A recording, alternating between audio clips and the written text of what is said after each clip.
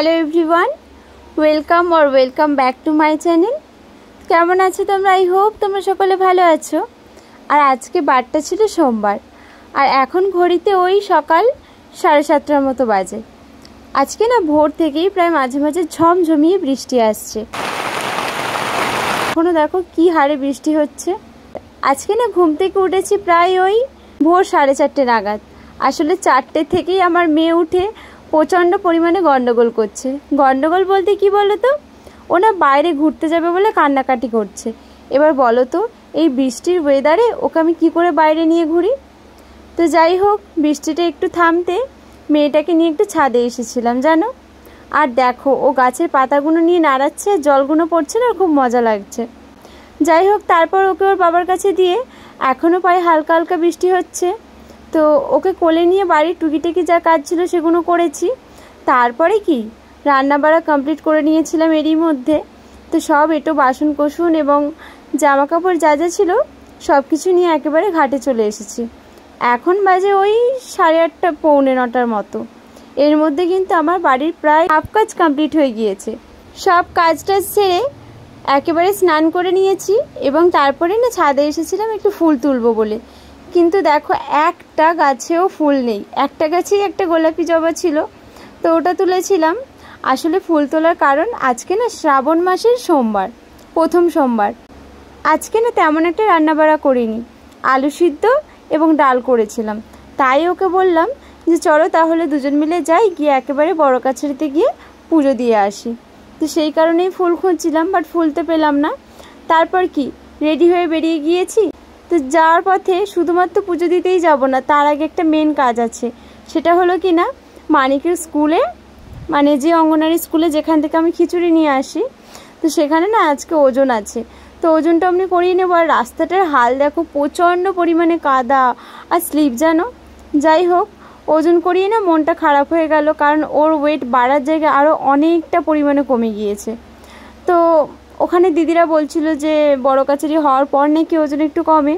যাই হোক, তো কী বলবো, চেষ্টা তো করছি ওজন বাড়ানোর, যদি না বাড়ে আর কী বলবো, ছাড়ো। আর এদিকে দেখো, ম্যাডামকে বাবার কোমরের সাথে বেঁধে নিচ্ছে, ওইভাবেই বাইক চড়ে যাবে যেন। এখন না এই নতুন জিনিসটা শিখেছে, খুব এনজয় করে কিন্তু ওটা। তারপর চলে এলাম, একেবারে পুজোর ডালা ফালা নিয়ে বেশি নিইনি গো, সব থেকে ছোটো ডালাটাই নিয়েছি। নিয়ে একেবারে ঘাটে চলে এসেছি। মুখে হাতে জল দিয়ে একটু জল নিয়ে নিই।